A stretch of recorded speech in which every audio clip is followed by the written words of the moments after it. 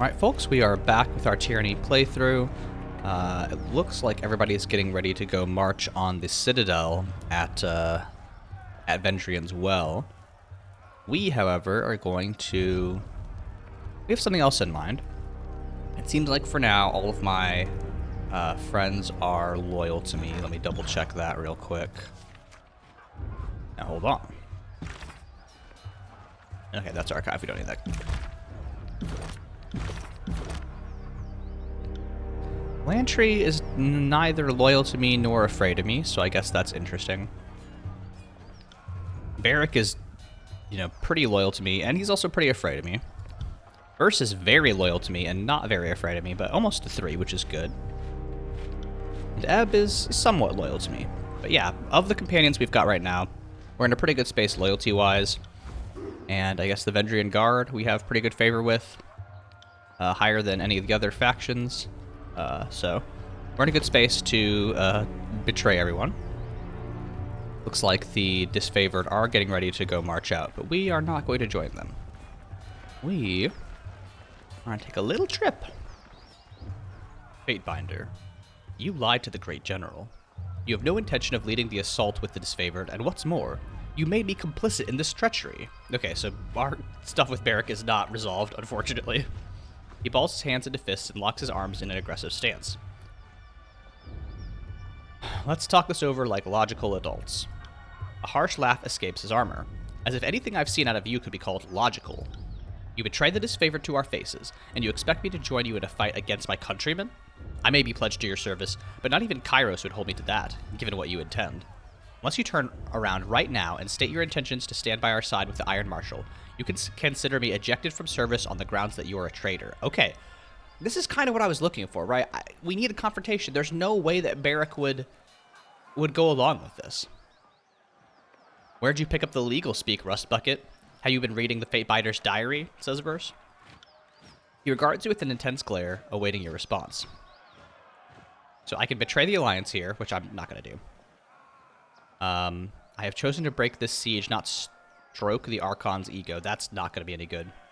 Verse, can you talk some sense into him? I don't think Verse is going to. I mean, she's probably going to be just as sketchy about this as I am. Tunon sent me with a mission. Do you think I'm such a fool as to forget it? That might work. Ash is mad with grief over his son's death. Do you think he's competent to lead right now? I don't know that it'll work because Barrick is so loyal to Ash. One of us is doing their job, and one of us is standing in the other's way. I'll give you a moment to decide which of us is which. See, I bet there is a way to keep Barrick on my side. I'm not gonna... I don't have the diplomat or the soldier requirement, so I can't use any background stuff.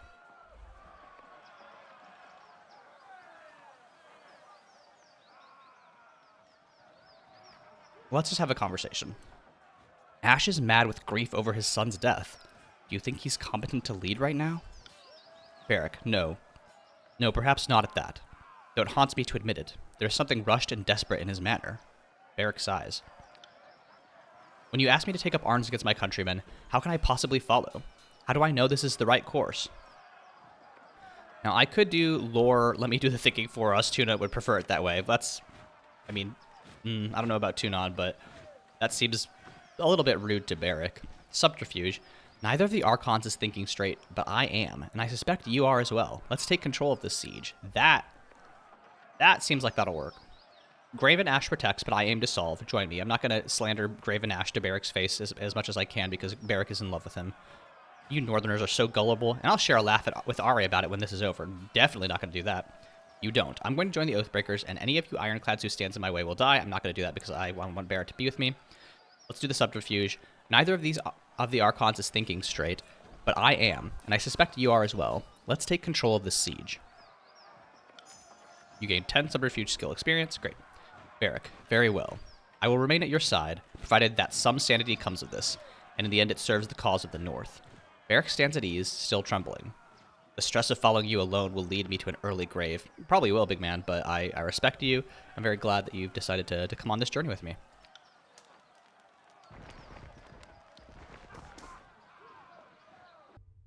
All right, let's head to Vendrian's Well. not go to the Scarlet Chorus, notably.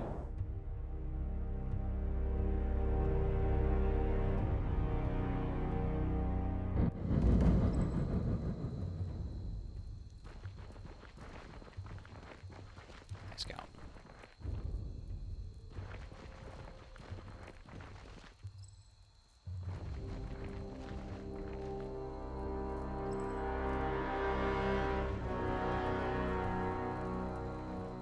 Here's everybody.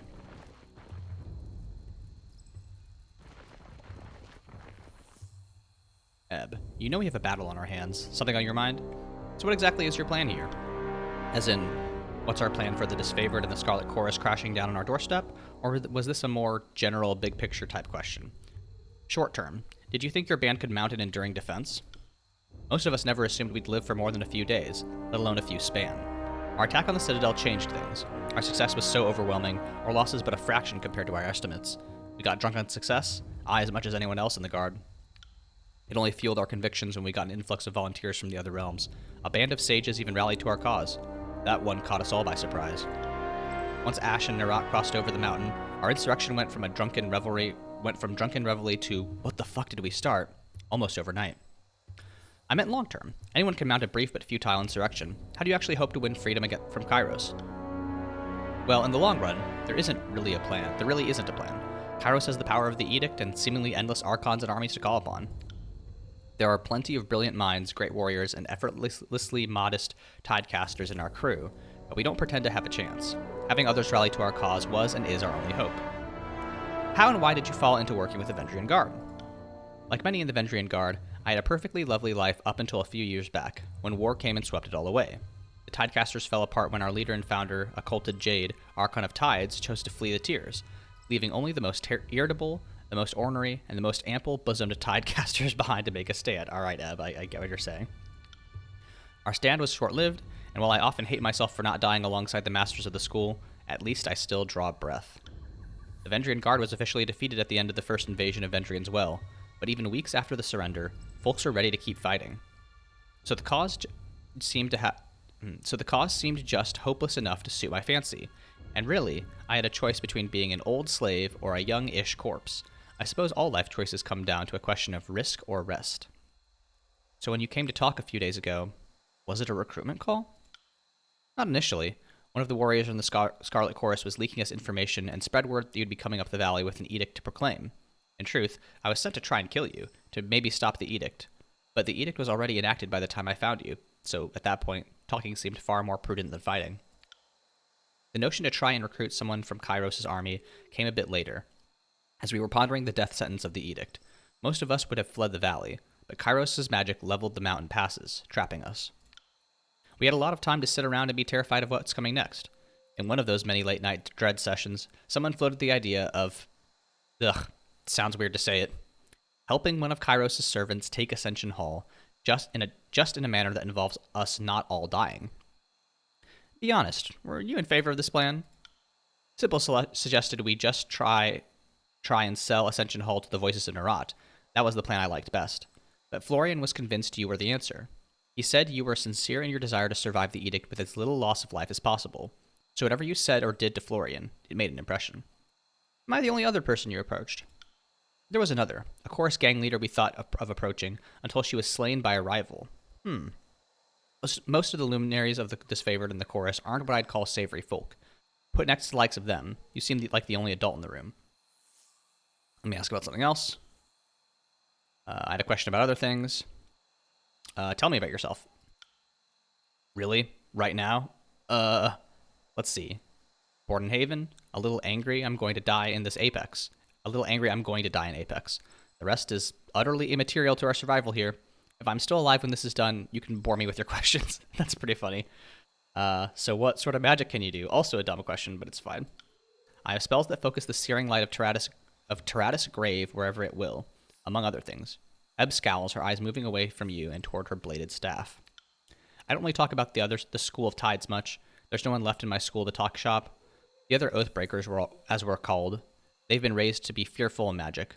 But at the moment, my capacity to kill means I'm the bitch they have to pretend they like. That trick of yours at Echo Call Crossing cost a lot of lives. I know, right? You're one of the Overlord's official justices. You must know what it's like to get a chub on over a righteous killing or two. Barrack. Heinous witch. You violate the laws of surrender and revel in your atrocity. I should run you through for your pride, Barrack. Easy there. I know the disfavored are all real tightly knit and such. I'm sure you knew some or all of the folks I killed.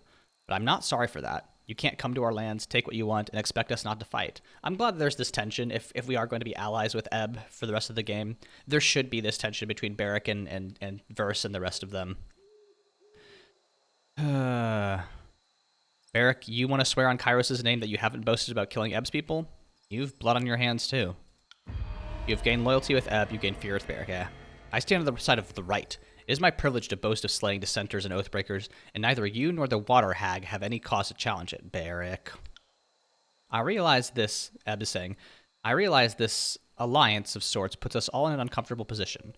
I'd wager now's a poor time to discuss our differences and grievances. Yeah, that's true. Perhaps another time, if we're still alive after the conflict to come, we can ramble all you like. There we go, that's fine. Tarkus Ari. You've returned. We were beginning to fear you had been detained. Or worse, changed your mind. A few of my soldiers doubted you. Thank you for proving them wrong. Our scouts confirmed that the Disfavored and Scarlet Chorus are on full march, though their troops don't move as one.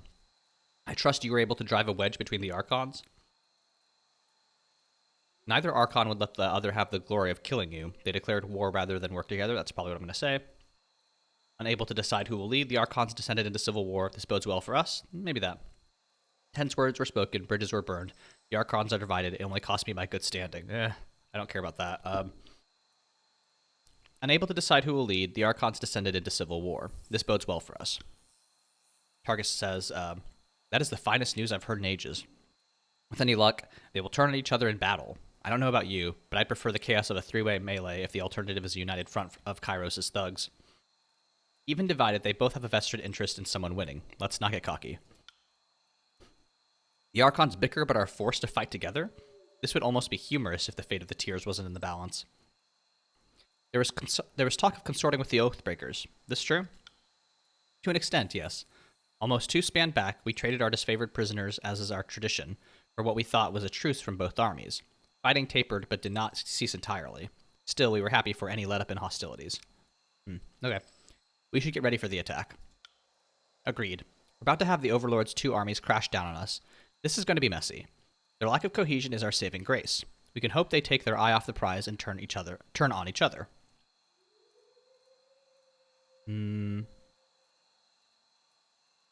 I notice a few sages have joined your cause. I assume they are enhancing the Citadel's defenses? Ebb. We adopted a few of the stragglers that fled the burning library. They're a shifty bunch, but given the circumstances, we're forced to trust. She stares at you for a long moment. Whatever we can get. Yeah. Tarkus Ari says, the sages have earned their keep by helping us mend the walls of this old joke of a fort. She points out to the Citadel's masonry. This place looked even worse before they started working their little signals. Sigils, darling. They're called sigils. Thanks, Eb. So let's say we survive the edict, then what? Ari says, we'd be overly optimistic to think we'll survive the edict. I'd say any plans beyond that are a bit premature. Ebb, that's not really an answer, but considering our odds of survival, future plans do seem wildly over-optimistic, even by our standards.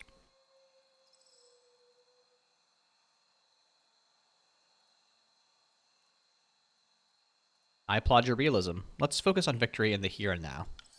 You've gained favor with the Vendrian Guard, great.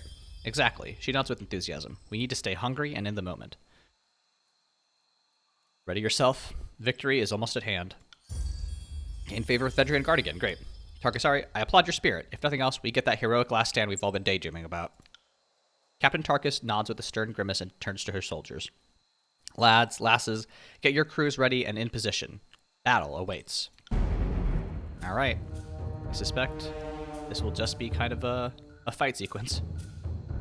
So, you might not see a lot of the fight because I'm going to cut it out because I don't know that it'll be that interesting. Maybe I'll throw in a couple snapshots, but yeah, we'll see. Tarkus, battle is upon us. The time for worrying is over. Addressing the Vendrian Guard, Ari ties off the straps of her gauntlets, flexing her fingers as she tightens the grip. And now we fight as best we can until there's no fight left to give. Surrender means a slow death, or something worse, perhaps being Nerat's plaything. So long as you draw breath, keep swinging. Fatebinder, I need you to join the crew stationed by the wall to the east. I don't have enough hands to cover this whole citadel, and if we're right, that's where the Disfavored will try to strike. I will keep our remaining troops here to protect the front gate against the Scarlet Chorus. Ebb. I'm pulling rank and calling it. I'm on escort. I'll make sure nothing happens to the Fatebinder. The Fatebinder can take care of himself. Besides, what of Ebb? Maybe I want to keep a watchful eye on our newest ally. Besides, they must know about me and now after Echo Call, and I'm certain they'll single me out if they see me. I figure if I stand next to the traitor Fatebinder, the enemy might be paralyzed with indecision over whom to attack. Ari says, if I had a few extra shield bearers, I'd argue with you. But you're right. Perhaps it's better you fight alongside the binder. Now I'm headed into the keep. Hopefully the battle doesn't get that far. The captain nods as she turns to leave, tapping her finger to her temple in salute. Hear that? That's the sound of victory coming. Best of luck to you all. And I'm going to say to Ebb, thanks, I'd welcome your assistance. You've gained loyalty with Ebb, yay! Oh, we're at loyalty 3 with Ebb now, damn. That's the spirit. What's the worst that could happen? We die horribly and take a lot of foreign shit heels with us? Not like I had better plans for the day. I guess foreign to you. They're not foreign to me, I don't think. Alright. I am going to sub out. I feel like I don't want Barrack here, even though he is really important to my party. Probably best that he doesn't actually get into this battle. I don't want him to have to fight Graven Ash. Darkus Ari, good hunting, Fatebinder. The captain taps her helmet in salute before turning to face the rest of her crew. Take positions, ready your weapons. Fatebinder, the Disfavored have scaled the walls.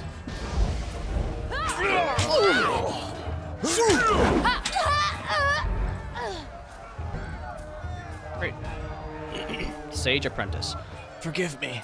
The sage's voice is a weak sputter between labored breaths. We have failed you. With one hand cupping her guts, the other hand furiously traces the pattern needed to maintain the protection spell upon the walls. Pain and fatigue set in, and an errant clockwise gesture causes her protection spell to finally sputter and fizzle. The Earthshakers will soon topple the walls. Stand clear! The sage pitches forward to retch, her body trembling from exhaustion and fear. Uh-oh.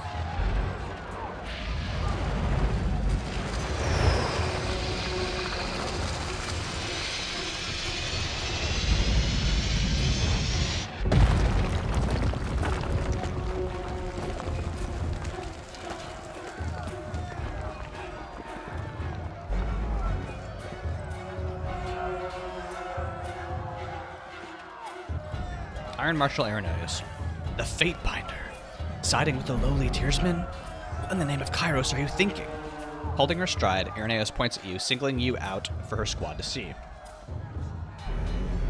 The edict makes it quite clear Kyros is not amused by your incompetence, so I'm taking the Citadel as neither army is fit to earn this prize. It's obvious that Disfavored in the chorus can't kill a handful of starving partisans. I'm taking matters into my own hands. The people of Apex have shown they're strong enough to deserve their own existence, and wise enough to serve me. The Tears aren't as savage as you think. Eesh. I'm claiming the Citadel to save us all from the edict. I'm not trying to kill you, but I have a feeling you'll give me little choice. The thing about 12 is that 12 is kind of selfish, right? 12 was conscripted into Kyros' military because he was a criminal, and then Tunon just kind of, chose him. 12 wants to see the Empire, bleed. So I'm not going to say Kyros is not amused by your incompetence. I'm going to say it's obvious that Disfavored in the chorus can't kill a handful of starving partisans. I'm taking matters into my I might not like that. But I am trying to kill them, This is not a selfless act. It's obvious that Disfavored in the chorus can't kill a handful of starving partisans. I'm taking matters into my own hands. Irenaeus says, you think you know better than the Archons? Yes, the voices of Nerat clearly is clearly the enemy. If you cannot see that Graven Ash is the rightful authority here, you are as mad as the Archon of Secrets. You bring shame to your Archon, Fatebinder. You are an infection that befouls the good name of Tunon's court. Whatever treachery you have in mind, it ends here. With a shrill whistle, the Iron Marshal signals her warriors to attack and charges toward you. Here we go. More tallies to the body count! Tear your skeleton out by your ass!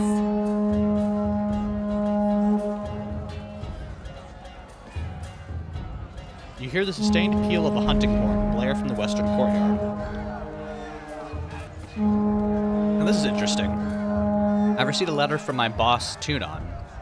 12. The Archons inform me that the recapture of the Citadel from the Vendrian insurrectionists continues apace. That they wrote me separately of their divergent tactical intentions engenders no small concern, but I trust now in your efforts. May your good judgment see you through the coming confrontation with glory and success, and back to the safety of our court. Tunon, the Adjudicator, Archon of Justice. Express concern. Why not? Archon Tunon, your birth finds me on the road to conflict and bloodshed, and I cannot but wonder at the wisdom of the decisions and acts that have brought us to this point. I would not question the Overlord's will, yet I find myself divided. If this edict comes to pass, and I never see your court again, I hope that you remember the agreements that we forged when you swore me into your service. Fatebinder 12. Yeah? That's very funny, because I'm actively betraying Kyros. Right. Here's the Scarlet Chorus.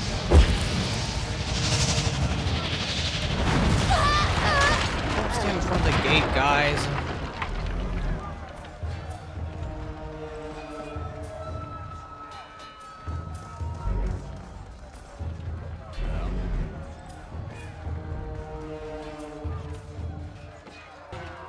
We need to hurry, or the chorus will reach Ascension Hall.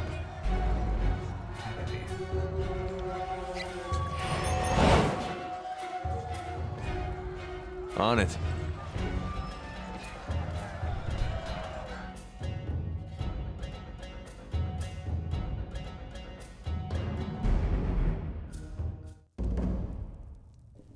Go to Ascension Hall. Here we are. This is Alox, Florian. No, it's just an honor guard. Fatebinder, if you're still in one piece, perhaps we have a chance. The guardsman grips his side, clenching his teeth in pain. We clipped a few of them, but they overran us. They're headed deeper into the keep. Verse, I have more confidence in the Scarlet Chorus than these idealists. My rings are on them. My rings are on them, all wearing red before long. Thanks, Verse. Captain Tarkus is making her stand deeper in the keep at Ascension Hall, but the horde is too numerous. She'll be overrun. Our group here won't be able to make our way back in there. There's too many of them. You'll have to go in ahead. Clear a way for us, and we'll meet you when we're back on our feet. Verse. We're already doing the heavy lifting for this uncoordinated excuse for an army? That sets a shitty precedent by any standard. Verse, you're not wrong. He offers Verse a severe glance. The Fatebinder has pledged aid to us, but you are under no obligation, Fury. Feel free to return to the chorus at your leisure. Hey, Honor Guard, maybe fucking chill it. Y'all have not proven your worth today in battle. Maybe calm down. Verse, believe me, I'm weighing my options. I don't have time to audience your every concern, Verse. Stand down. Okay, interfere with Verse. I still have 4 loyalty. Sorry if I embarrassed you in front of your new friends, Fatebinder. I'll try to keep the criticism to myself while we're fighting this war for them. Fair enough. Honor Guard. I'll see if I can nurse my crew back to fighting shape, but you need to press on. Good luck, Fatebinder. Yeah, sorry, Verse. Don't mean to, On it. to dunk on you, but now's not the time. Come on, I got a Fury's Rage abilities. That's cool. Turns out if you're mean to your friends, you can unlock new and cool abilities that make them more useful to you. I'll keep that in mind in real life. Heads up, we have company. Honor Guard. Fatebinder, go on ahead. They're in Ascension Hall. Once I can get my footing, I'll track down the other survivors. Right. Alright, let's keep going.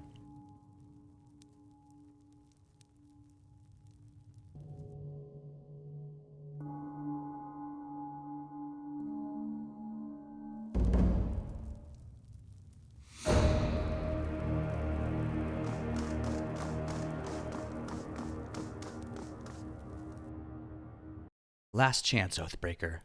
Serve the voices of Nerat, or die here and now. The fifth eye raises his weapon over Tarkus Ari. Vibrant red energy crackles between the tines of the spear. I mean, if they kill Tarkus Ari, I don't know. I feel like that's, I think it's an interesting choice. Actually, no, I think it's a less interesting choice because, then it just paves the way for Scout. I think it's a less interesting choice if they let me kill Tarkus Ari. That's it's a little bit disappointing, right? Like, oh, you're Your military leader lady is dead conveniently. So now, you know, the player character gets to take over. I think it would be much more interesting if they let me just, you know, have to duke it out if we were able to take control of this resistance by ourselves, or no, not by ourselves, but, you know, we would have to grapple or you know, negotiate between the existing leaders of the resistance as like a newcomer. I think that'd be really interesting. So I really hope they don't kill Tarkus Ari here, but we'll see.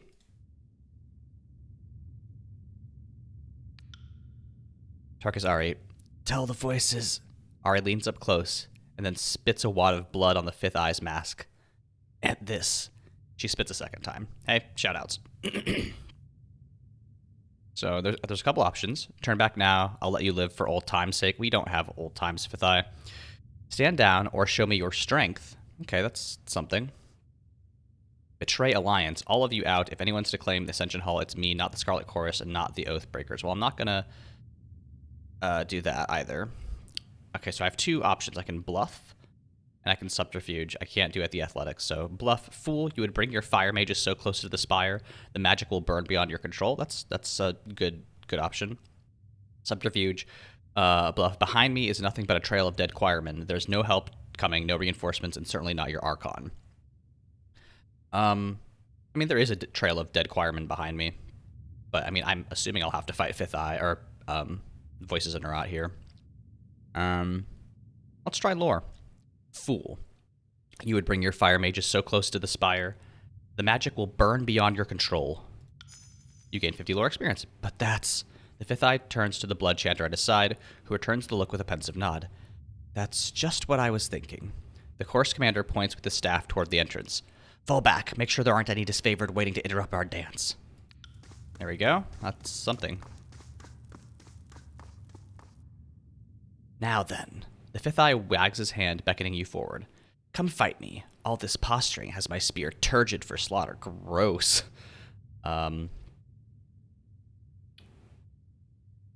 Stand down or show me your strength.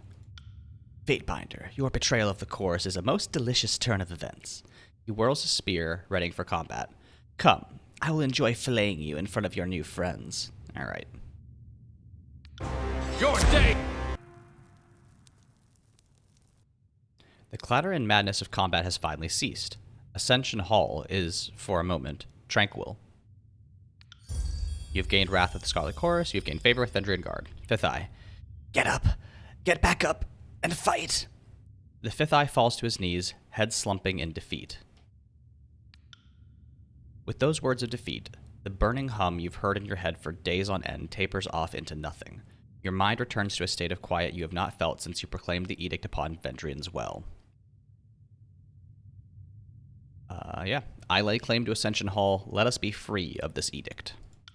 You feel a tug in your chest as a warm energy begins to form around you. Before you know it, you feel as if you are lighter than air. There you go.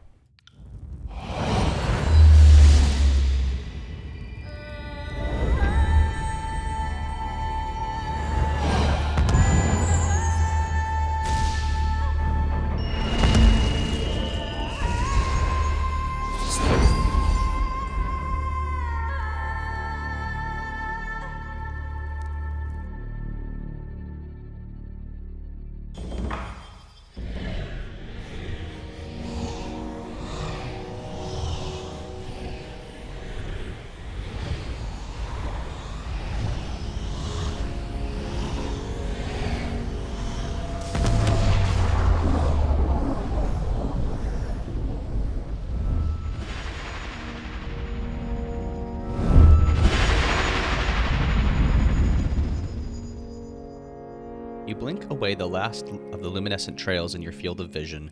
The masonry of Ascension Hall is replaced with wide open space in every direction, save for the slab of ancient stone beneath your feet. High winds shove you, pushing you off balance. The air is cool and thin, unsatisfying to your lungs. Ebb, look out at the mountains. Ebb points to the distant peaks. That's the apex ridge. That's the haven line.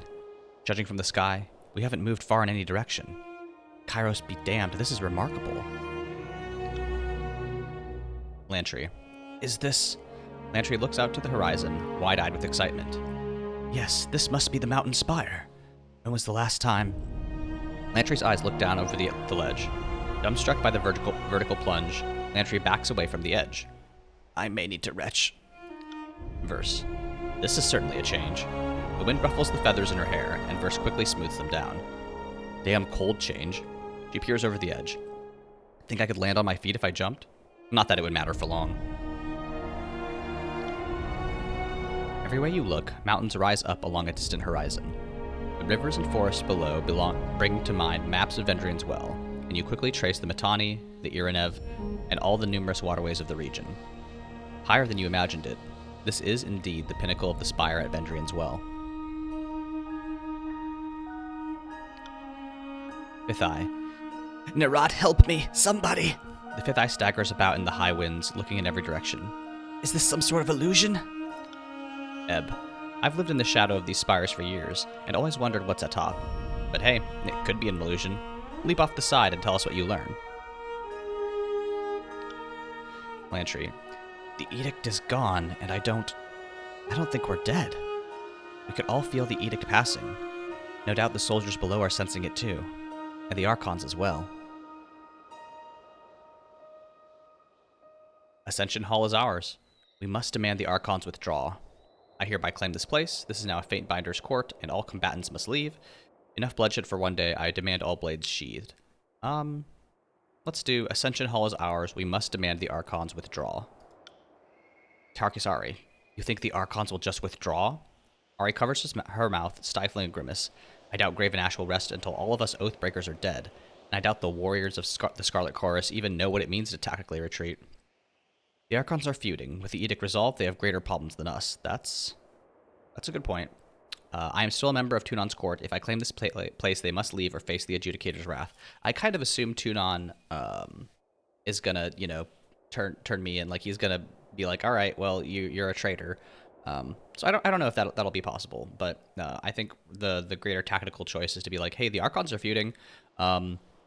Yeah, now they have to fight each other, and they've lost the spire. They're gonna have to answer to Kyros. So, Fifth Eye, if that lie comforts you, so be it. But the Scarlet Chorus have no mercy for those who would betray the archon. When we've heard the last screams of the disfavored, we will come for you. Yeah, good luck, Fifth Eye. Tarkusari, well, it's just a matter of time until they find their way up here, right? We can start throwing down javelins, but didn't really bring enough. And my aim is not that good. To the Fifth Eye, if you want to live, head through that portal and take word to the archons. I don't want him to live. We attach a note to the Voices of Nerat's minion and push him off the edge. That parchment will survive the impact. I think that's very funny to say. I'm going to try that. You gained loyalty with Verse. Hell yeah. Thank you, Verse. I had my reservations about getting involved with you, Fatebinder, but this puts them all to rest. I couldn't be more pleased to stand at your side right now. Verse, I don't know why you've betrayed your whole life for me, but I will take it. I think that's very funny. Fifth Eye, you wouldn't. The Fifth Eye holds his hands out in front of him. I have surrendered. I am your captive. You would kill the Overlord's precious servant in cold blood? To Lantry, take a dictation, please. You've gained fear with Lantry. Poor Lantry. If you so require it. A quill appears in one hand, parchment in the other, and Lantry writes in long, flowing hand your declarations of control. Once done, he hands you the parchment with a stern look. I'll spare you the comment about wishing my work made an impact. Tuck the note in his gauntlet, push him off the edge. Well, bye, Fifth Eye. The Fifth Eye's childish squeal becomes an outright shriek. The Horde will take you. We'll see each other again, Fatebinder, for I can be replaced. Do you hear me? I can be replaced! With some gentle encouragement, the Fifth Eye tumbles over the edge. The infantile screams grow somehow louder as the figure falls downward, until half a minute later, the scream ends with a sudden silence. The award, this is Tyranny. Kick someone off your spire. Yeah, 300. That is a movie. Kyros' armies were unable to break the siege of Vendrian's Well. Thwarted by your intervention, the Disfavored and Scarlet Chorus were repulsed from the inner keep of the Citadel. Woo. Though you stepped out from under the Overlord's shadow, you nevertheless satisfied the terms of the edict, removing the death sentence from everyone in the valley. No sooner had this peace settled than a new danger eclipsed it, the civil war between Kyros' forces. With the threat of execution no longer looming overhead, the Overlord's armies turned their attention away from the Citadel and toward each other. Hell yeah. The tensions that flared over the long siege reached an explosive crescendo as the Disfavored and Scarlet Chorus armies clashed iron and bronze in a hasty, disorganized battle. The battle that followed was fast and haphazard, with no clear victors or feats worthy of boasting. The Disfavored made an orderly retreat to their fortress in the Blade Grave, while the Scarlet Chorus scattered in every direction, with most heading toward their stronghold in the Stone Sea. And they've withdrawn. I mean, that's a huge dub. As days pass, the wounded and injured were nursed to health. You explored your strange bastion and planned your next steps with careful deliberation. The triumph of the Vendrian Guard brings hope to the subjugated peoples of the Tiers. Other factions, defiant of the Overlord's rule, are encouraged to proclaim their refusal to be ruled by a distant master. Hell yeah. Tunon, the Archon of Justice, observes the chaos and discord spreading across the land. The Archon summons his Fatebinder to return to the court at the Bastard City and report on his actions in Vendrian's Well. I mean, I don't see how that goes anywhere without me being executed, but this is a video game, so they're not going to do that, but that's very funny. Let's talk to my boss. Tarkus Ari. This is no small thing you've accomplished. People all across the Tiers will discuss it, in secret of course. Kyros is still a threat to this realm, but for the first time we can imagine rising up. Ebb. In 3 years of war, the best we have ever managed is a trifling victory. A skirmish here, a small engagement there. This is our first major triumph. We endured the combined might of the Disfavored and the Chorus, all with Kyros' edict looming overhead. And going forward, we have the advantage of a divided enemy. For the moment, the momentum is ours. So I can say one thing at a time. I got us out of the edict alive. I have other things to worry about, like Tunon. Don't get ahead of yourself. I'm not your liberator. I'm your liege. I'm not going to say that. We will do more than talk. We will bring order to these lands. I will speak to Tunon. We'll see. And the Overlord's chains will shatter in our grip. I don't think of 12 as like the most optimistic guy in the world. Let's go with this. One thing at a time. I got us out of the edict alive. I have other things to worry about, like Tunon. Tarkus Ari. She clears her throat, her posture shrinking. No, you are right. We asked for your help, and that came with a price. I'm sorry, I did not mean to presume to give orders. Yeah. Connection to the court should prevent outright attack, unless Narad or Ash are desperate enough to wage war on Tunon. I guess that's not improbable. For everyone's sake, you should report to Tunon, if only to keep up appearances. Like it or not, your fealty to Tunon will shield us from the Archons, so it's best you maintain relationship with the court as best you can. Otherwise, no punctuation. Okay.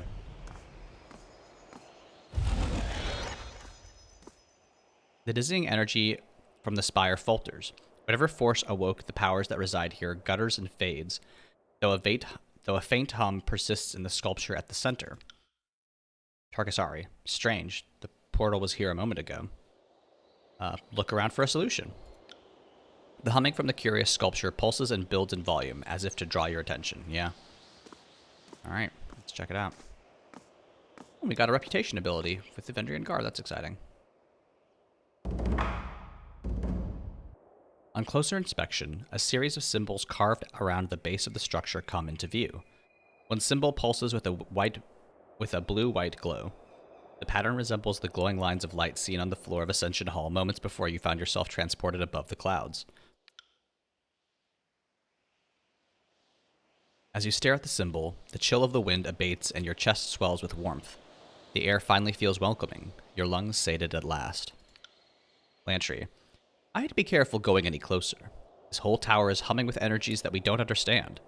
Lantry holds his quill poised above a sheet of parchment with anticipation. Now, I didn't say back away. Let's find out what it does. Just be cautious. Verse. You staked your claim on the tower and everything in it. Whatever that sculpture is, it belongs to you. Ebb. I can feel power running through this place. Ebb surveys the surroundings, her gaze sweeping to the object at the center. You can sense the magic of the spire even from down below. But up here, this close to the axis of the spire, the deluge of energy is numbing. What is this thing? The surface of the stone edifice trembles at your words. For a brief moment, the solid rock undulates, the same motion as a quiet pond rippled by rain. An echo bounces back from afar, your voice distorted and unfamiliar. Is this thing, is this thing, is this thing? Your voice, says Ebb. For a moment there, it sounded like a song. It sounded like song. The sculpture is once again still. There is a rush of warmth through your body, a jolt of enervation that steadies your balance. A barrage of tactile sensation floods your mind as you feel footsteps and wind, but not on your face or your limbs. A moment later, the flood of information begins to make sense. You are feeling the wind against the spire, and even the weight of your own feet, as if the spire were a second spine. With this connection made, you feel your awareness pull from this place, not as a traveler, but as one glimpsing the world from impossibly far away. In this moment, there is nothing you cannot see, though you see it nearly all at once in a flood of sensation that is difficult to parse. You see a spire at the crossing of an ancient stone structure, two walls extending off into the distance. At the base of this eternal spire, settlers and merchants act in every way unconcerned, toiling under the observation of unforgiving taskmasters. As the shadow of the spire falls over them, the mood changes. The settlers pause in shared unease and look up at the sky, toward you. Some of the faces looking at you are familiar, and you recognize this place as Lethian's Crossing, where you served during the war. Near this settlement built at the joining of the ancient walls, you see a breach in the massive masonry, a cleft into the forbidden, hidden realms within the old walls. Drift closer to the spire, drift into the old walls entrance. I want to figure out what's going on with the old walls. I don't know what happened, but a couple videos ago, there was a mention of the old walls being, weird and creepy, so let's look at that. Shadows envelop you, muting all sound and vision with slight delay. There is a feeling of perversion, of wrongness. Whatever arcane power is allowing your senses to drift free of your body seems to falter in this place. Figures haunt the stone halls, drifting emanations of cloud, claw, and fang. They pay you no heed, but you fear them all the same. In the depths of this forbidden place, the deepest chamber is bathed in light. An arcane symbol illuminates the floor, though the details hurt your eyes when you focus. With a gentle tug, your focus pulls back to a new horizon, though it takes you a moment to recognize it as Vendrian's Well. You've returned to the awareness of your immediate surroundings. The effect leaves you unsteady on your feet. Drift closer to the spire. The spire feels similar to the one you now occupy, though instead of radiating arcane life, it reeks of dust and crumbling stone. A branch withering once pulled from its tree. It reaches for you with a barely perceptible tug. The link between you and the spire recedes. The arcane bond is still present, but the mystical energies, for the moment, are quiet. Your body flooded with excitement and fatigue. It's unclear whether the mystic connection is strengthening you or siphoning. The tower offers nothing by way of answer, and you know that asking would only yield more silence and mystery. The deluge of sensation is over, but the positions of the other spires still linger in your mind. From your vantage point atop the mountain spire, you can easily spot the mysterious structures, each of them rising high above their distant surroundings. There we go, portal's back.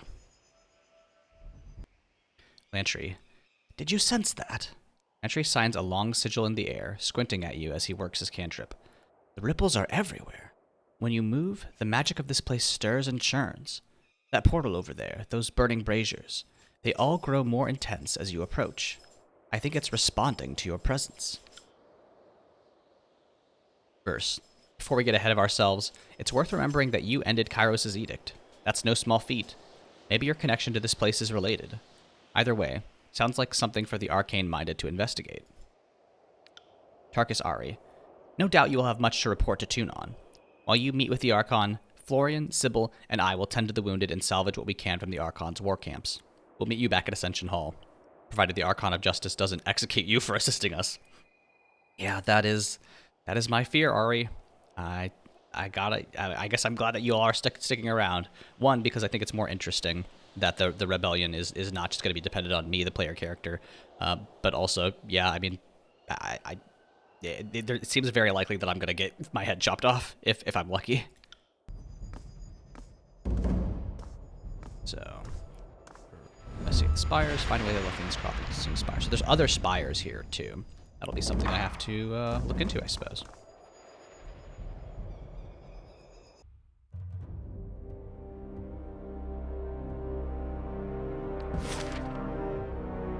Oh boy. It's only 2 days away? That's crazy. This place is... I guess things are just not that far away. I like that, though. I like how small this area is. That's fun. Alright. Let's go to Tunon's court. The text reads, when the bastard city fell to Kyros' armies, Tunon the Adjudicator, Archon of Justice, claimed the palace for his own. Now Tunon's court serves as the center of law and governance for the tiers. So it'll take me nearly 3 days to get to the court. Let's go.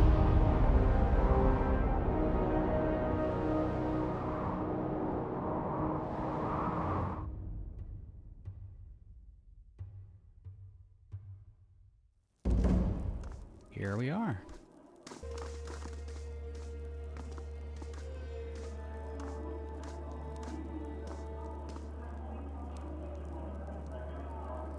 This is the court of Tunon.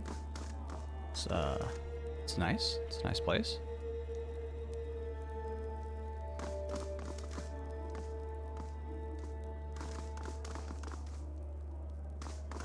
Oh, yeah, these people are not going to be thrilled that I'm here, huh? Blood mulch. Oh, Sivius is here. Oh, boy. And a bitter quip. They're not going to be thrilled to see me, huh? Well, let's chat. You call yourselves officers of Kyros' army, but your conduct falls short of my expectations. The court finds your accounts of Vendrian's well lacking, rife with misdirection and fallacy, fouled with baseless accusation.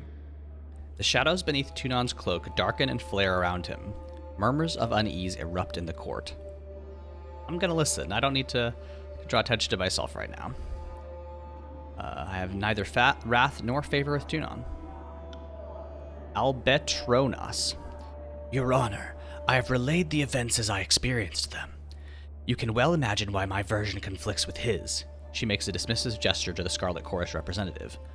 On my honor, and on that of the great general, I would sooner snap my sword than perjure myself before you, Archon. Yeah, we have 2 wrath with the disfavored, which makes sense. Blood mulch. Oh, so you imply that falsehood comes easier to my lips than yours. You're a fool if you believe the Archon of Justice won't see through your lies because the disfavored think themselves better than an honest gang. I have 3 wrath with Scarlet Chorus, which makes more sense. Silence. The contradictions in your statements will be examined, and falsities threshed from truths. If we find you have perjured yourselves, Bleden Mark will see to your fate.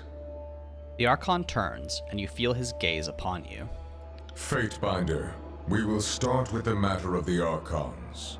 Graven Ash and the Voices of Nerat have declared war upon each other. In addition to violating Kyros' peace, they have thrown the conquest of the Tiers into disarray. By all accounts, these hostilities began shortly after your arrival. Tell us what transpired. So there's a couple things that I can say. First, the Voices of Nerat may have killed Graven Ash's son, or worse. Orworth says, through powers you can't begin to understand, the Voices of Nerat steals the minds and knowledge of his victims. You know this happened often during the campaign against the Tiers. What he gains from this ability, beyond his apparent madness, is anyone's guess. You know better than to ask him about it directly. So I could, it seemed like he did kidnap Graven Ash's son, which is bad. The Archons could not agree on who should lead the siege and descended into accusation of treachery. It seemed a mutual spat. I feel like that's true. The Archons have been of different minds since the start of the war, that's true. Lie, you must be mistaken, I wasn't present. I think I know better than to lie to the Archon of Justice. It feels like he's going to be supernaturally good at detecting lies. So, the Archons could not agree on who should lead the siege and descended into accusations of treachery. It seemed a mutual spat. Albatronos. The disfavored were more deserving of the honor. Our tactics and training outmatched the Vendrian Guard at every turn. Blood mulch. What balderdash! The disfavored couldn't tip over a straw hut if they had a week to strategize. Our howling mob was better equipped to overwhelm the Vendrian Guard. Our recruits were ready to throw themselves at the enemy, if only Ash and his legion would agree to a plan. The Fatebinder presents testimony. I warn you both against speaking out of turn. Something more than a mere disagreement unraveled this campaign, but I will return to that in time. Let us speak of Ascension Hall. We have heard troubling accounts of your actions, including claims that you worked with the Oathbreakers known as the Vendrian Guard. I can say I took the Citadel for Kyros, which I guess is probably... I mean, I don't know. It seems like that's not a lie. I didn't take the Citadel for Kyros. Now, I could mechanically lie and say I had no choice but to align with the Vendrian Guard to acquire the Citadel and resolve the Edict. I mean, I guess that's also... I guess that is apparently a lie, but like that is what I feel in the game. So I don't know, I don't know if this game is gonna let me. I mean, I guess I shouldn't lie to the guy who... I shouldn't lie to this dude. I think I would know him better, know him well enough to not lie to him. So I took the Citadel for Kyros. Let's try that. As you say, and yet that was not evident from your actions. All accounts claim that you sided with the Oathbreakers. This would be the very definition of working against the Overlord's wishes. Enlighten the court. How is this not treason? So, the Archons warred with each other. All would have perished if I did not take matters into my own hands. True. 2, I did not take sides, I took control. Also true. Lore, if my actions were not true to Kyros' will, they would not have satisfied the Overlord's edict, which I think is a really fun read on this. I think that's probably what I'm going to go for. But also, subterfuge, getting the Oathbreakers on my side was simply a means of mitigating the losses to Kyros' forces. That's not true. I hate Kyros' forces. So I'm going to go with, if my actions were not true to Kyros' will, they would not have satisfied the Overlord's edict. Continue. The Archon hovers in thoughtful silence. You've gained favor with Tunon. That's what I fucking thought. That's what I fucking thought, old man. The edict stated that Kyros' servant must claim Ascension Hall. The resolution of the edict proves my loyalty. Or, Kyros' edict would not have been resolved if my motivations were untrue. I don't know if that's not true. So I'm going to say, the edict stated that Kyros' servant must claim Ascension Hall. The resolution of the edict proves my loyalty. You've gained favor with Tunon. For a long while, the adjudicator hovers in silence, shadows trailing from below his robes. I am now at favor 1 with Tunon. Hell yeah. I will consider this testimony at length. The court thanks you for it. Is there anything you wish to add at this time? No, sir. I have told you all that I know. Your testimony is accepted by the court. The statements of our guests raise questions in my mind. There is much about this campaign that has caused me to wonder. A shipment of iron weapons was short on arrival. Where coveted iron is concerned, I don't believe it to be a clerical error. One of my agents recovered this seal in Echo Call. It belongs to a merchant collective. Lethian's Crossing is teeming with their kind. If you would root out treachery, I would advise starting there. Yeah, definitely, boss. Sure, whatever you say. Petitioners, leave us. I would have a private audience with the Fatebinder. Oh Ascend no. and join me. You will find the way opened. I talked to any of the... I bet I can. I wonder if I can go Right. harass them. Especially Sevius. Sevius, I am duty-bound to remain civil to you in this vaunted court, but don't push it, traitor. Yeah. That's about right. Bitter quip. He ignores you with a stern and distant expression. Yeah, sure. Alright, let's talk to my boss.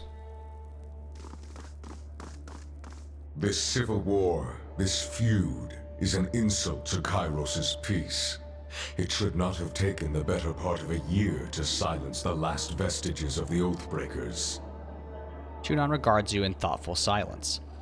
A psychology technique that my wife has taught me is that sometimes when you're a therapist and you want your client to say more, you just don't say anything and you just kind of get them to keep talking. I believe journalists also sometimes use this technique, but I'm just going to say nothing. Our allies squabble while our enemies regroup. That was a mistake. It falls upon the court to measure the extent of the damage and to execute the agents of disorder. I suspect that treachery, Negligence, disunity, and greed have infected one or both of our esteemed allies. Until you are instructed otherwise, this matter is the court's primary focus. Graven Ash and the voices of Nerat must be examined in close detail. You are charged with observing the archons and presenting your case that one of them has wrought chaos and disorder upon the tiers. Oh, this is a golden opportunity. Could they both be guilty? It's possible, but the momentum of the conquest up to this point suggests otherwise.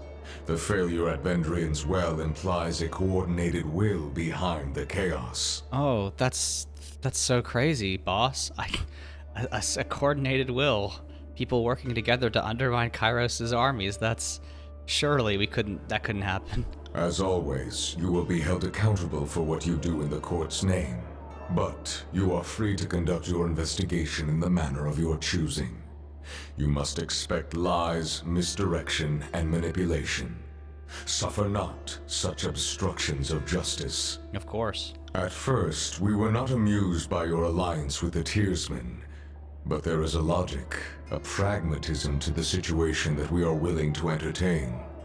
You deputized our enemies to bring order out of chaos. Okay, so he like knows that we are at least some degree allied with the Tiersmen. Yeah, let's play this angle. Like, yeah, I'm working with our enemies to bring order out of chaos, because Tunon definitely seems like a guy that's like order above all. So long as you keep them on a tight leash, we will permit this union to continue under your auspices. The opportunity to bring peace through collaboration rather than warfare is one we shouldn't ignore. Of course. But if these Oathbreakers trust you, then take advantage of the connection. If indeed Graven Ash or the voices of Nerat conspire with our enemies, this would explain much of the events in Vendrian's Well and the feud ignited therein. I will speak with them and learn what they know, or the Oathbreakers were merely pawns to resolve the edict, not allies. That's not true. I will speak with them and learn what they know. Be careful that you don't invite them too closely into your confidence. I would not empower the rabble by sending a servant of the court to do their bidding. Ensure that your objectives come first in all things. Sure, Tunon. You see the nobles milling about this court. You hear the anxiety and uncertainty of a conquered people. Day and night I audience declarations of fealty to curry favor. What you don't see are the dungeons beneath the court, and the hundreds of Tiersmen who strained against Kyros' rule. I warrant that your Oathbreaker allies know a few of them, whether by blood or by allegiance. Let it be known that their lives are forfeit to the court's mercy, and any action meant to shatter what order we have established will be met with the swiftest reprisal. Blood will flow through these halls. Is that clear? So if you remember from the very first video, 12 was a criminal who basically argued his way, into the court of Tunon, or rather, Tunon took him in because he was impressed by 12's arguing skills. 12 doesn't like Tunon. Tunon, basically took him and made him a servant. I don't know whether or not, 12 is a his crime was quote unquote, justified or unjustified, whatever that might mean. But 12 harbors a grudge against Tunon. So like this threat of like taking prisoners and executing them, 12 knows that is the heart of what Tunon believes. And 12 is willing to do what it takes to stab Tunon in the back. So he's gonna play it straight, Abundantly clear, Your Honor. I'm glad we understand each other.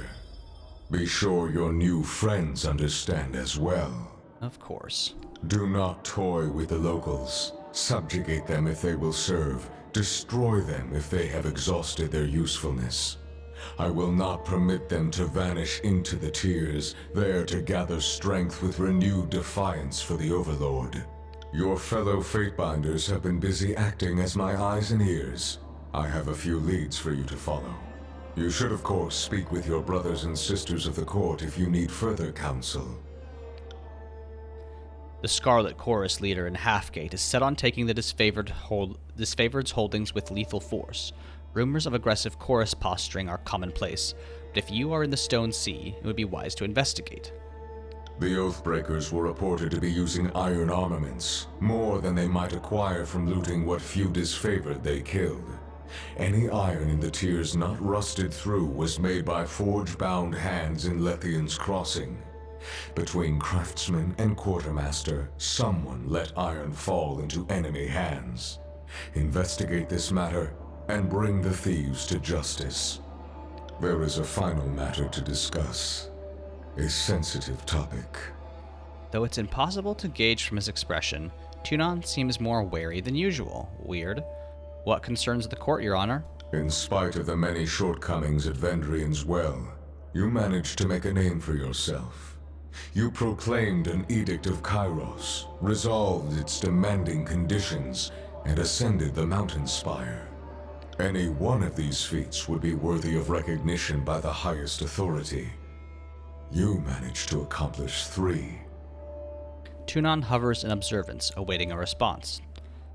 I was only doing my job, Your Honor. I'm in a privileged position to accomplish incredible deeds. Just another day in the life of a Fatebinder. I was only doing my job. It feels a little bit too sycophantic. I am in a privileged position to accomplish incredible deeds. Let's go with that. It pleases me that you grasp your role, as long as you temper it with a sense of duty. I am now at favor 2 with Tunon, despite the fact that I have betrayed him and everything his allegiance to the Empire stands for. Whether by design or by accident, you have captured the attention of Kyros' army and the local tiersmen alike. This is no small opportunity, and the court charges you with exploiting your new standing to its fullest potential. You have a title in our hierarchy. However, it's a little-known secret that one's standing in the world is determined by their infamy, their deeds, and how they come to be known. Mind this notion as you bring justice to this lawless frontier. There may come a time when your deeds speak for you louder than any title. I will keep that in mind. If your killing spree in the bastard city is any indication, you are no stranger to spreading infamy already. Tunon nods in approval. I believe that is a reference to when I helped take the city originally. Which I guess Tunon thinks was cool. I'm now at favor 3 with him, which is crazy. Whatever you did to capture the attention of the masses at Vendrian's Well, I would encourage you to do so again. Understood. I will be known as a champion of justice. I look forward to chaining chaos to my will. Great deeds will define me. Yeah, I think great deeds will define me is true. You begin to understand. Whether your acts are favorable or heinous, it falls to you to bring greatness to this campaign. You are dismissed. Should the court have need of your presence, you will receive word. Go forth and do my bidding, and bring glory and honor to the tiers in Kyros' name. Tunon raps his gavel against the floor, the singular note resounding throughout the hall. Huh. That went way better than it should have. So here's what Tunon likes versus what he doesn't like. Tunon does not like dishonesty and chaos, and Tunon likes order, fairness, and it's basically just order and fairness, which is, I think, very funny. It is a, for somebody who does the will of an evil emperor, very funny for him to be like, yeah, fairness is the most important thing. Subjugation, mass murder, that's fine so long as it brings order, right? This is the authoritarian law and order type of vision of justice, which is why Tunon is also a piece of shit. Alright. Will do. Go see Tarkus Ari. See if we can't round out this session, which took not as long as I thought it did. We've kind of basically finished Act 1 of the game, and it seems like Act 2 will be us, trying to, I guess, fabricate a reason why Tunon shouldn't, have Kyros' other armies come in and obliterate us. Oh, Bleden Mark. This is Bleden Mark, right? Yeah. Bleden Mark. Oh, God, what does he sound like? Welcome back, kid. Amusing as it would have been to watch the edict drop. I guess I'm glad you lived. Bleden Mark, Archon of Shadows, rouses from a faraway stare, turning to face you with a wry smile. Though he stands still, he seems to sift in and out of the shadows that shroud him. You've gained wrath with Bleden Mark. Yeah. But to draw blood from your allies. The Archon flashes his teeth. Is Bleden Mark an Archon? Flat and pearly white, a sharp contrast from the shadowed depth of his face. He folds his arms across his chest, hands resting against the bandolier of blades that span his waist. I mean, this is Kyros' personal assassin, so I guess it could be an Archon. You know, Archons don't have to be, you know, generals or commanders, right? They can just be, like, really strong magic users or tools. I delivered the edict. The Archons refused to work together. I did what I had to do. The wording of the edict was clear. They were committing fatal negligence against each other by not cooperating. I didn't write Kyros' rule, I just enforced it. What's it to you, Archon of the Elderly? That's very funny. Place your hand closer to your weapon. Every drop of it justified under Kyros' law, so don't play your petty intimidation games with me. Place your hand closer to your weapon. The way you're asking about it, one might think you're angling to do the same. I don't think that 12... 12 doesn't think that he can take Bleden Mark, right? This is the guy, this is the assassin, right? But I also don't want to just fold over, you know, when he's talking to me, you know, threatening me. The wording of the edict was clear. They were committing fatal negligence against each other by not cooperating. I didn't write Kyros' rule, I just enforced it. You've gained favor with Tunon, you've gained favor with Bleden Mark, that's what I thought. True enough, the disfavored of the Scarlet Chorus brought about their own demise. Those that lived should be thanking you for your mercy. That's right, Bleden Mark. What has me curious is your use of the Tearsmen, the Oathbreakers, of all people. You're content to cut down your allies, yet you spare your enemy. Some would consider it an unusual choice. I could say I already explained this to the Adjudicator. If I did anything illegal, he would have sentenced me. Everyone was going to die unless I took action. You are mistaken to call them enemies. The Oathbreakers follow me now. View them more as extensions of the court. I see no need to explain myself to you. I think this is an okay angle. You're right. You're mistaken to call them enemies. The Oathbreakers follow me now. View them more as extensions of the court. Hopefully that will help, you know, extend some protection to the Tearsmen. Gained wrath, yeah. That's the cute thing about you, Fatebinders. Tunon teaches you enough about the law for you to bugger it in the backside, all while thinking you're so clever. Thank you, Bleden Mark. Before you go and conspire with the locals too much, you and I need to have a chat. Do we? He seems like kind of a douchebag. Glare silently. Everyone's keeping an eye on you, because you did something nobody has done before. Got a guess as to what that might be? I'm the first Fatebinder to engage in a war against an ally's soldiers. That's probably true. I'm the first Fatebinder to proclaim 2 edicts. That's probably true. I'm the first to resolve an edict before its consequences came to pass. That might not be true. I'm the first Fatebinder to awaken a spire of the old walls. That might be true. I'm the first person to take an evasive stance against your rhetorical questions. I might just say that because he's pissing me off. And let me guess, I'm the first Fatebinder Kyros has decided to promote to some sort of position of authority. That's not true either. I don't think Kyros is singling me out. I'm going to say I'm the first person to take an evasive stance against your rhetorical questions. You've gained favor with Bleden Mark. Second, actually, but not that. The Archon raises an eyebrow and his golden eyes glimmer with the briefest hint of amusement. See, they like it when you push back. And I've gained favor. I'm at favor tier 1 with him, so that's good. Proclaiming an edict isn't new. Neither is surviving or resolving the commandments of an edict.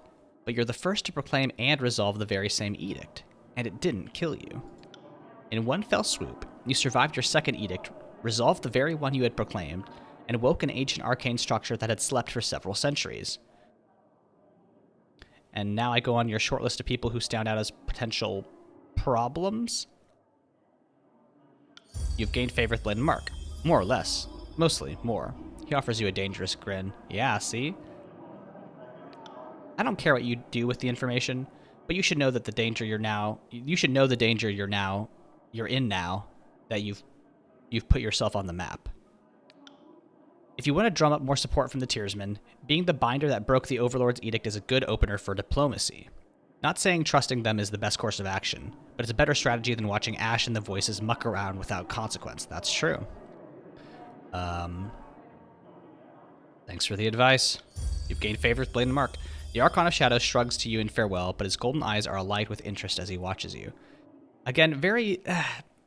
I like that I'm able to game this. But at the same time, you know, for roleplay purposes, I think it's a weakness to just be able to charm my way through these conversations. I mean, again, I'm so conflicted about it, right? This just feels too easy. It feels like they should have just sent this guy out to cut my head off immediately as soon as they found out that I, you know, betrayed the legions. But at the same time, right, these Fatebinders or these Archons are notoriously, you know, quarrelsome and warlike and untrustworthy. So I guess it makes sense. You know, we're all in a very sensitive position right now, and maybe I am truly the best option between Graven Ash and the Voices of Nerat. So yeah, I don't know, but I think it's weird that this, you know, turbo assassin guy isn't immediately coming down on me like a guillotine. But I'll take it. Let's get out of here. Let's go back to the mountain spire. I wonder where my girl Ari is. Talk to her, and that'll probably be the end of this video. Kind of a, you know, a relatively shorter one, on account of how much of the combat I just edited out, but that's all right. Combat is not particularly interesting, IMO. There's Tarkus, or there's Ari. So let's talk to her. Fatebinder, welcome back. Ari smiles and bows. Our patrols have been chasing off stragglers from the valley, but otherwise Vendrian's Well is almost quiet for the first time in ages. Considering what we've been through, it's a much-needed lull in violence. We need to use this time to shore up our strength. If either of the Archons decides to attack us in earnest, we wouldn't last long. So now's the time to scrounge up whatever resources we can muster. The Disfavored have us outclassed, and the Scarlet Chorus outnumber us by tens of thousands.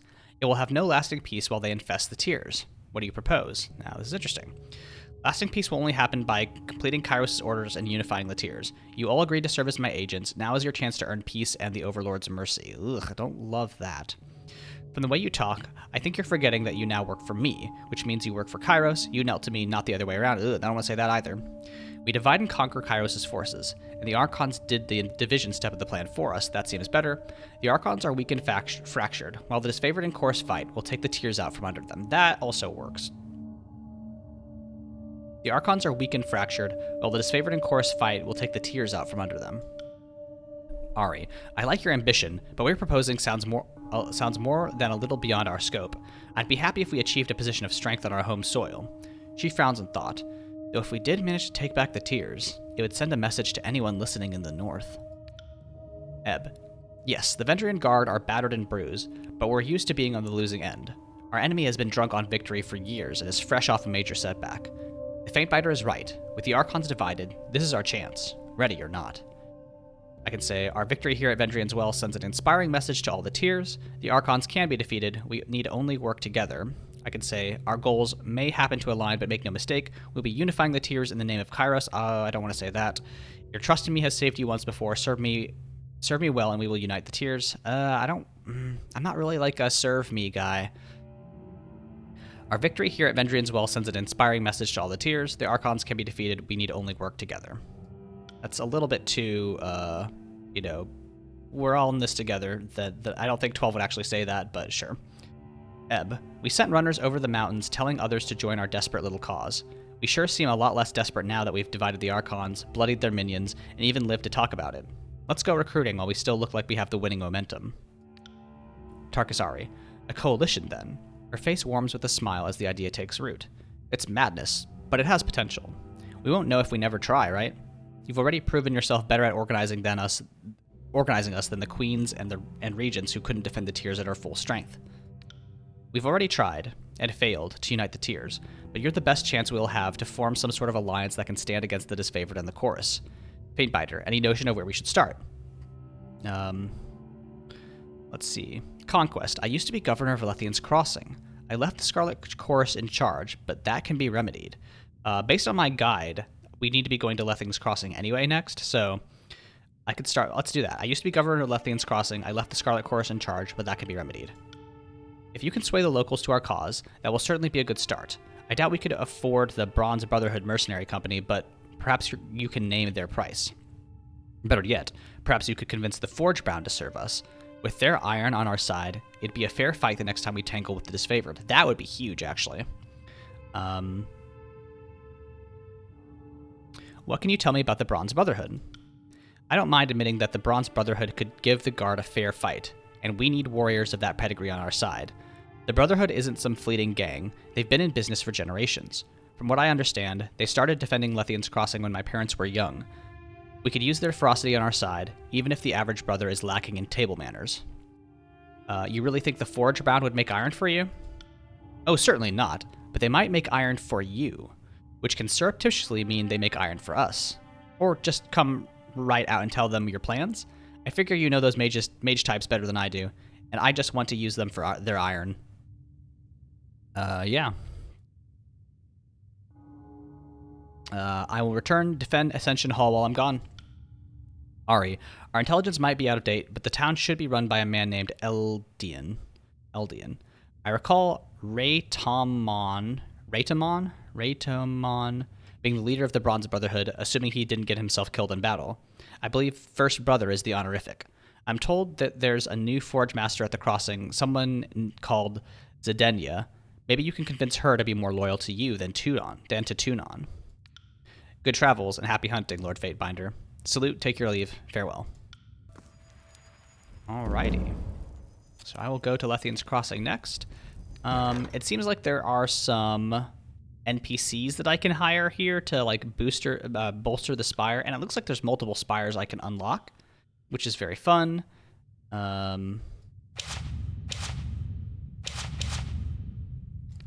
So I will. Yeah, there's a trainer. There's a. Yeah, I mean, I like hiring people. Oh, and there's a guy who can change my skill proficiencies. There's one person here that's available because of my conquest. I want to hire him. Let's see him. Let's get a merchant. And I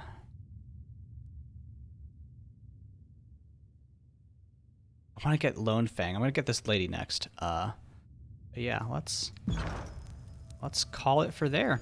I guess our next video, I will be out. I will see to Lethian's Crossing, and hopefully that'll be exciting.